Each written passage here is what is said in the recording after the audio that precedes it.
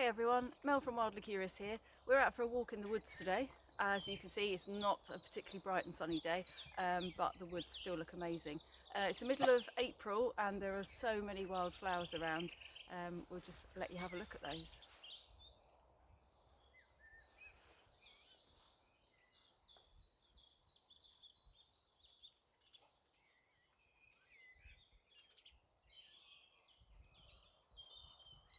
Lots and lots of bluebells in this wood, which is an ancient woodland indicator.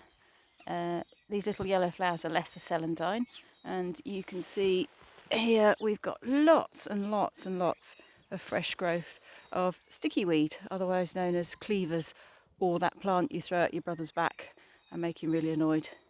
It's that one. All this green that you can see here, an absolute carpet of it, is called dog's Mercury.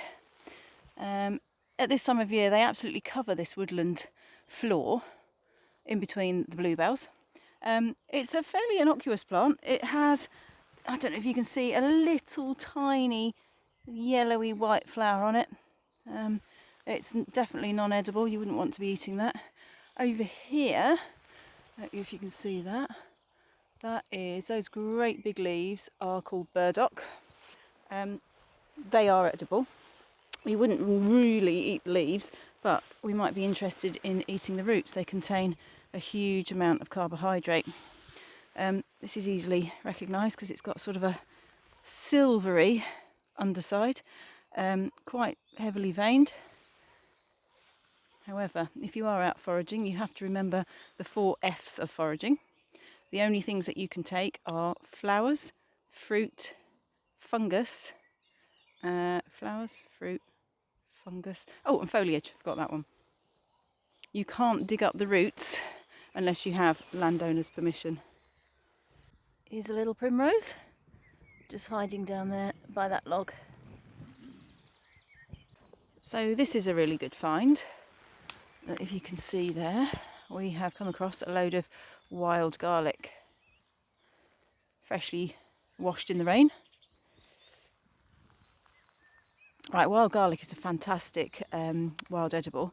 You do have to be careful when you're picking it though, because it does grow quite often cheek by jowl with dog's Mercury, which we can't eat, and also with Arum maculatum or lords and ladies. I can't immediately see any around here, but it quite often grows closely to that. That also wouldn't do you any good whatsoever if you ate it. So when we pick wild garlic leaves, really careful to pick one at a time. Have a look at it before you pull it, just to check that it is in fact what you're picking is what you think you're picking. That's why you wouldn't clutch at grabbing a whole handful of leaves at a time, just in case you inadvertently pick something you don't mean to. Some of these are just starting to get flowers on as well. If you can see over there, little flower head. The flower heads are also delicious. So we're going to stop for a minute and pick a few of these.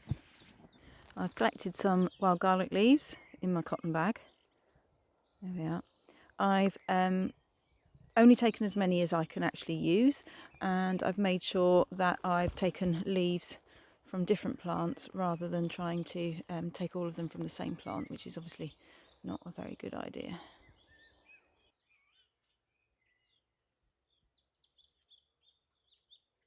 This little purpley blue flower here is ground ivy. They're tiny. This is an edible one. The leaves are really pungent.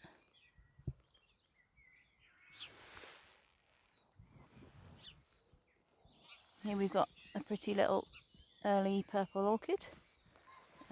You can see it's got quite spotty leaves. It actually looks more purple in real life. It looks quite pink on the screen. Okay, this is a nice find. This is an ash tree. And up here, these shiny black things are King Alfred's cakes, or cramp balls, or Daldinia concentrica. They're a fungus. Really useful to bushcrafters. They will hold a spark.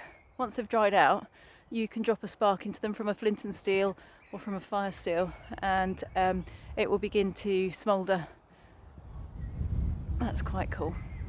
They particularly like ash trees.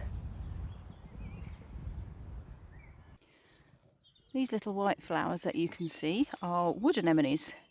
They're closed up today because it's quite cold and it's fairly dull. There's not much, there's no sunshine today.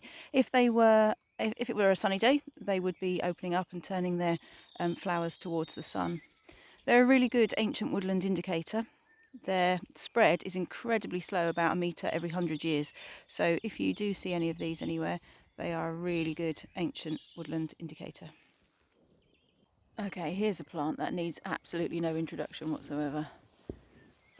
There we are, that's a nettle. An amazing source of iron. And if you pick the top four leaves, they're really tasty, they're really good. I'm going to pick some of these with a pair of gloves on, and then we're going to take those home and use them as part of our foraged edibles for today. So there's a bag of nettle tops and wild garlic ready to take home and turn into something delicious.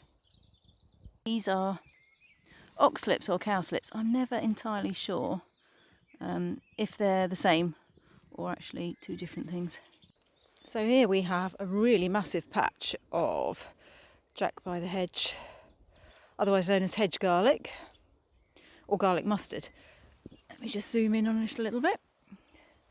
So they have these lovely white flowers on and very distinctive bright green heart-shaped leaves with a sort of a toothed edge. These are a fantastic wild edible, really nice in a salad. They are a bit like rocket with a slight garlicky aftertaste as well, because they're quite peppery. Really good one. Okay, this one's an interesting plant. Very distinctive arrowhead-shaped leaves. There we are, and also a very distinctive flower as well. Two parts you can see there. This is called Arum maculatum, otherwise known as cuckoo pint or Jack in the pulpit or lords and ladies.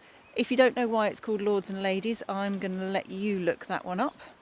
This is one that you need to be careful of when you're foraging for wild garlic because it often grows quite nearby, and you definitely don't want to pick this one by mistake and eat it. That would definitely be a bad idea. Interesting plant though. So we've spotted quite a few different plants and flowers on our walk through the woods today. Next time you go for a walk, have a look, see how many you can spot and identify. Thanks for joining us. Bye.